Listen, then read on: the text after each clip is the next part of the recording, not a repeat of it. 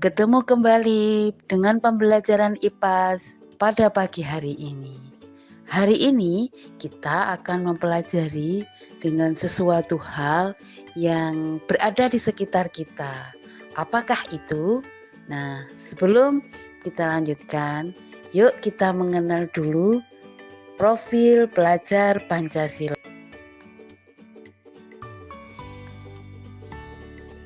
Yang pertama yaitu bernalar kritis. Artinya anak-anakku nanti akan memperoleh dan memproses informasi serta mengungkapkan gagasan-gagasannya berdasarkan pengamatan yang kalian amati.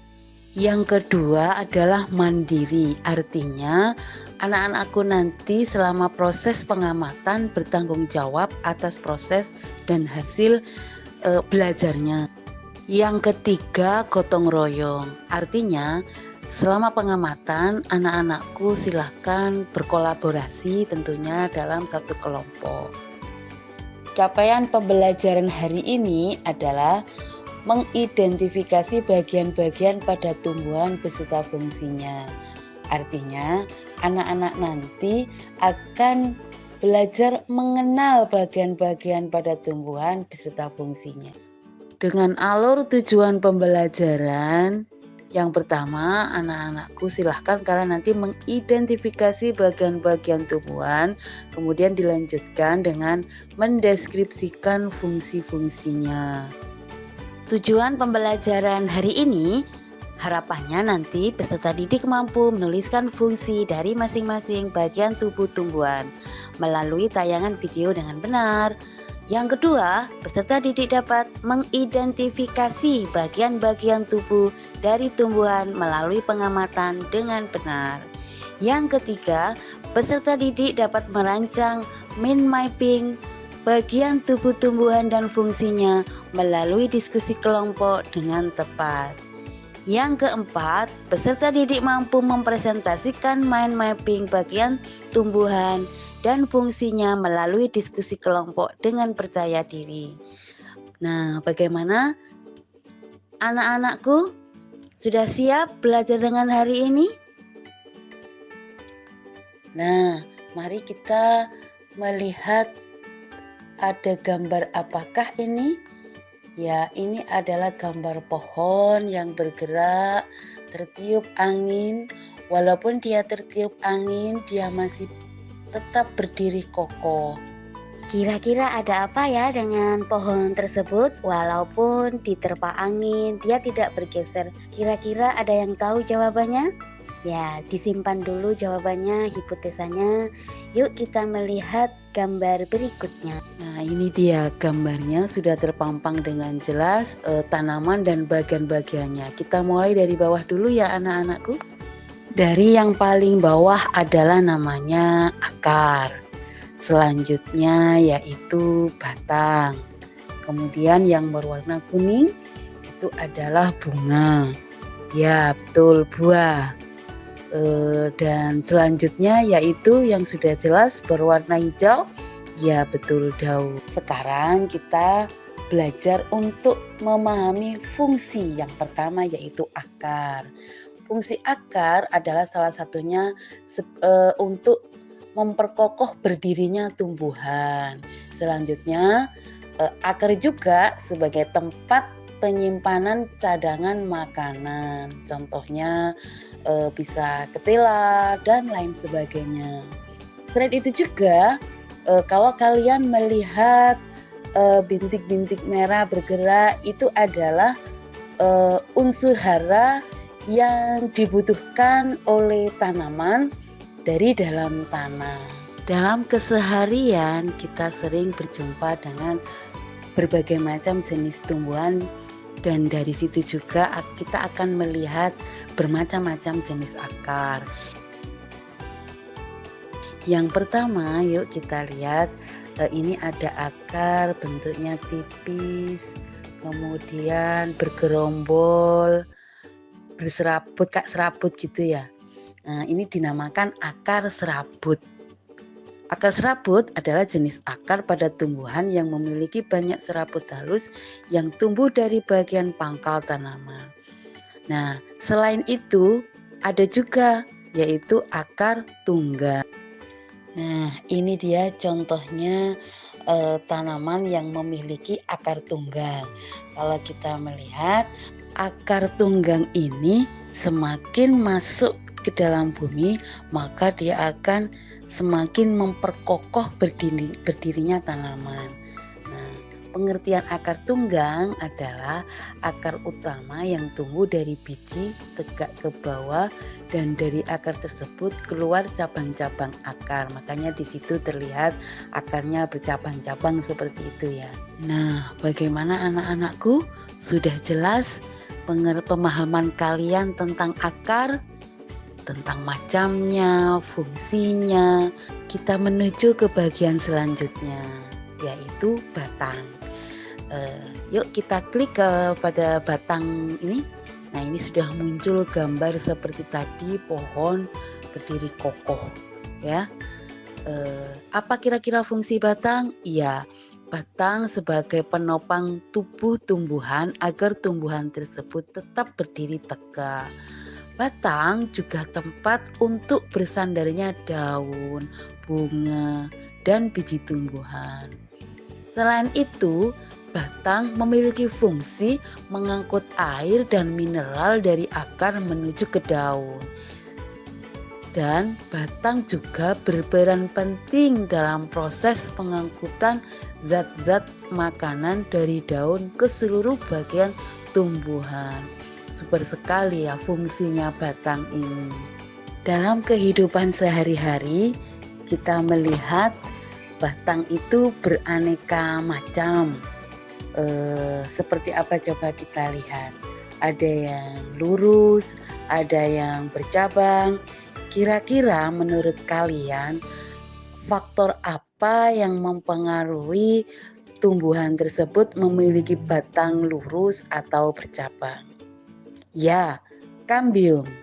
Ternyata kambium ini mempengaruhi batang tersebut lurus atau bercabang.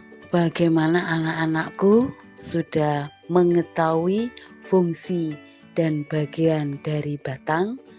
Yuk selanjutnya kita akan mengenal fungsi pada bagian yaitu bunga. Yuk kita klik pada bunga. Ada apa pada bunga ini? Kalau kita lihat gambarnya sangat menarik. Di situ ada kupu-kupu yang menghinggap di sekitar bunga. Nah, kira-kira fungsi bunga ini sebagai apa ya? Fungsi bunga yaitu sebagai organ reproduksi, tempat berlangsungnya penyerbukan dan pembuahan. Kalau anak-anakku menyaksikan bunga pada gambar di video ini, kalian akan melihat di situ bunga yang dihinggapi oleh kupu-kupu. Nah, tentu pada sebagian tanaman penyerbukannya ada yang dibantu dengan hewan. Dengan menempelnya kupu-kupu tersebut pada bunga, maka akan menyebabkan serbuk sari jatuh ke kepala butik sehingga menyebabkan penyerbukan. Setelah penyerbukan, maka akan terjadi yang namanya proses pembuahan. Nah, dalam kehidupan sehari-hari kita mengenal dengan beraneka ragam bunga. Untuk contoh kali ini yaitu bunga sepatu. Yuk kita telaah bagian-bagiannya. Yang pertama yaitu butik sebagai alat kelamin betina, dan di situ ada juga benang sari sebagai alat kelamin jantan. Di mana putik dan benang sari ini berada dalam satu bunga.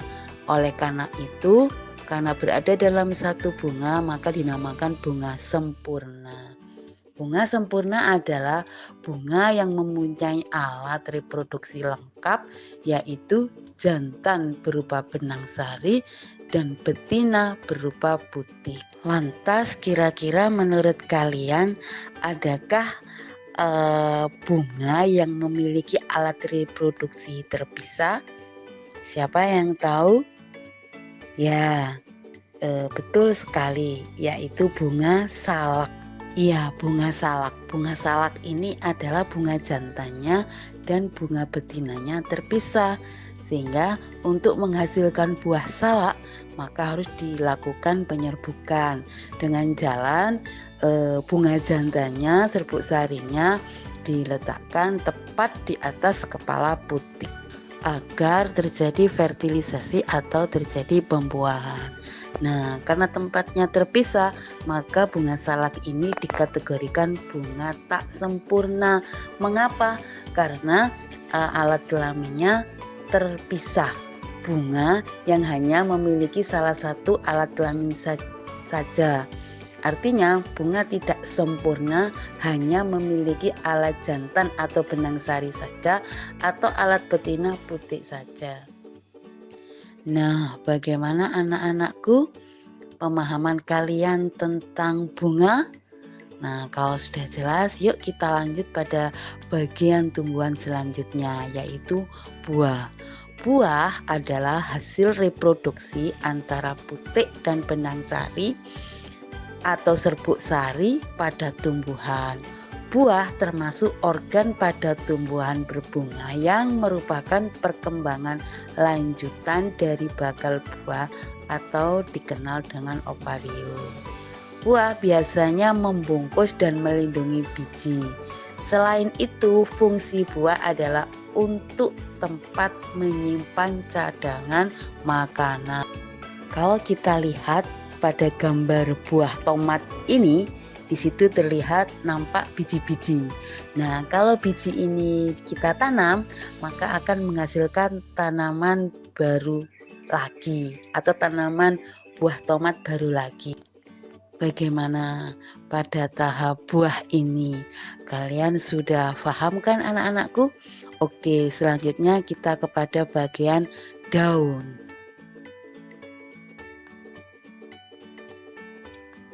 Jika kita lihat pada gambar daun, di situ terlihat lebih jelas, yaitu ada lubang-lubangnya, di mana lubang-lubangnya ini bisa membuka dan menutup. Lubang ini dinamakan stomata. Stomata ini berfungsi untuk keluar masuknya karbon dioksida dan oksigen. Selain itu, pada daun kalau kita lihat gambar memiliki bagian-bagian yang lengkap anak-anakku. Mulai dari kita sebutkan itu ada bagian epidermis, palisade, pong yang di dalamnya ada xilem dan floem, kemudian ada epidermis bawah dan stomata.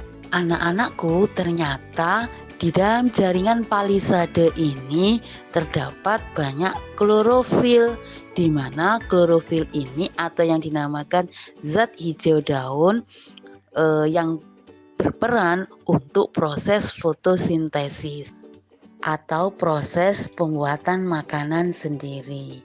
Bagaimana anak-anakku? Sudah paham?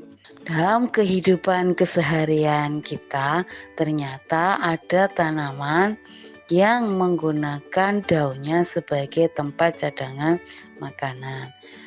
Di antara contohnya kangkung, sawi, bayam, dan lain sebagainya yang berwarna hijau. Selain itu juga pada gambar nampak ada berbagai jenis bentuk daun.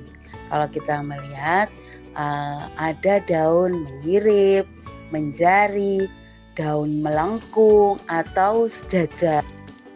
Nah, untuk anak-anakku diperhatikan ya, ketika nanti kalian melakukan pengamatan jenis daun ini kira-kira termasuk apa?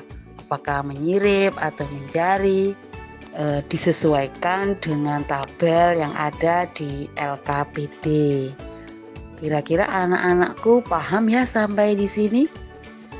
Bagaimana anak-anakku? Ada yang ditanyakan? Sudah paham semua? Nah, sekarang silakan kalian melakukan pengamatan, dilihat LKPD-nya, diamati berdasarkan tabel yang ada di LKPD tersebut, ditulis hasil pengamatannya. Oke, anak-anakku, semangat belajar ya. Jangan lupa terus berkolaborasi bersama teman-teman kalian dalam satu kelompok agar tugasnya juga cepat selesai. Sampai jumpa pada pembelajaran selanjutnya. Tetap semangat dan tetap menjadi anak yang hebat. Assalamualaikum warahmatullahi wabarakatuh.